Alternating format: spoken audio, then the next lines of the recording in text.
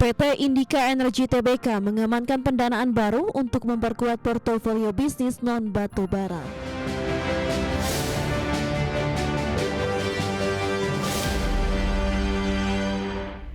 PT Indika Energy Tbk resmi memperoleh fasilitas pinjaman dari PT Bank DBS Indonesia senilai 155 juta dolar Amerika Serikat atau setara 2,8 triliun rupiah.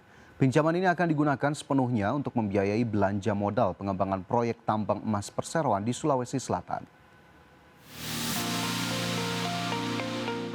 PT Indika Energy Tbk mengamankan pendanaan baru untuk memperkuat portofolio bisnis non-batu bara.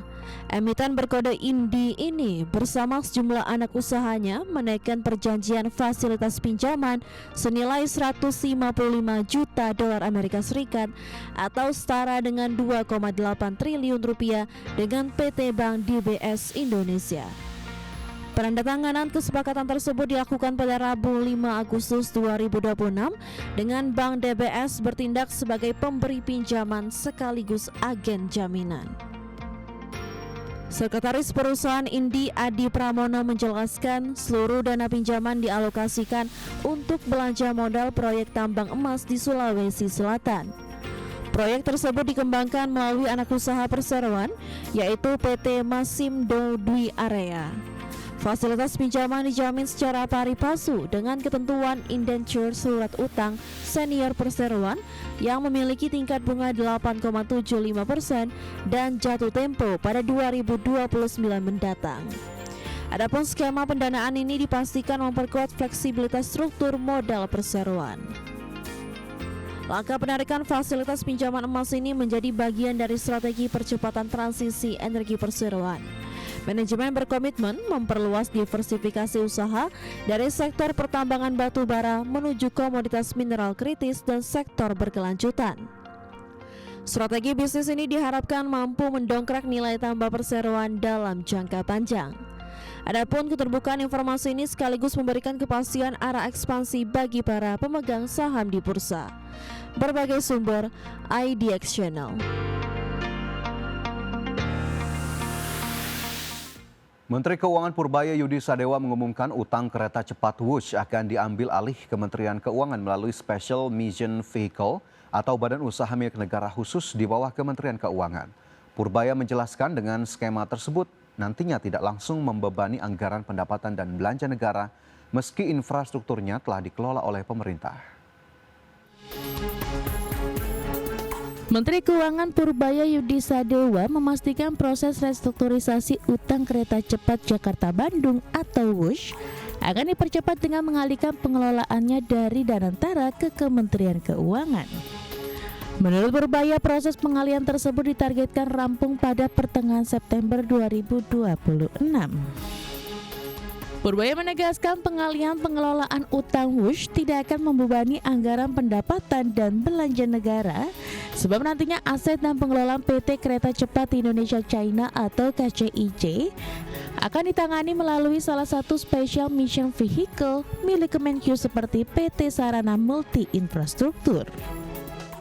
Dialihkan Kemenkyu dikelola saya semuanya KCIC itu, tapi nanti akan kita pakai salah satu tangan BUMN SMV fiskal kita untuk mengelola itu. Kita kan punya banyak juga, ada SME, ada ini, ada lain-lain. Jadi nggak langsung jadi tanggung jawab APBN. Jadi walaupun dikelola pemerintah tidak akan membebani APBN. Kepemilikannya KCIC nanti di mana Pak? Saya. Oh, berarti bukan di bawah KAI lagi? Pak, berarti nanti akan ada suntikan dana ke KCIC? Atau suntikan dananya melalui SMV, terus baru SMV ke KCIC? Enggak, SMV kan punya untung juga, sebagian biarkan ke situ untungan. Kira-kira begitu gambaran kasar. Dengan proses pengalihan utang tersebut, Purbaya mengungkapkan kepemilikan 60% saham KCIC yang saat ini dimiliki Konsorsium Indonesia juga akan dialihkan ke Kementerian Keuangan dan tidak lagi berada di bawah PT Kereta Api Indonesia. Sementara 40% saham tetap dimiliki Konsorsium China. Dari Jakarta, Raharjo Patno, IDX Channel. PT Adi Komuter Property Tbk menghadapi permohonan penundaan kewajiban pembayaran utang dari PT Burda Kontrako di Pengadilan Niaga Jakarta Pusat. Anak usaha adikarya ini memastikan proses hukum tersebut tidak berdampak signifikan terhadap kegiatan operasional maupun kondisi keuangan. PT Adi Komuter Property Tbk menghadapi permohonan penundaan kewajiban pembayaran utang atau PKPU.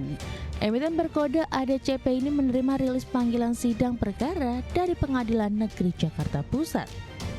Gugatan diajukan oleh PT Burda Kontrako selaku kontraktor pekerjaan jembatan akses tahap 2 dan jasa pelaksana rumah di proyek Adi City Sentul.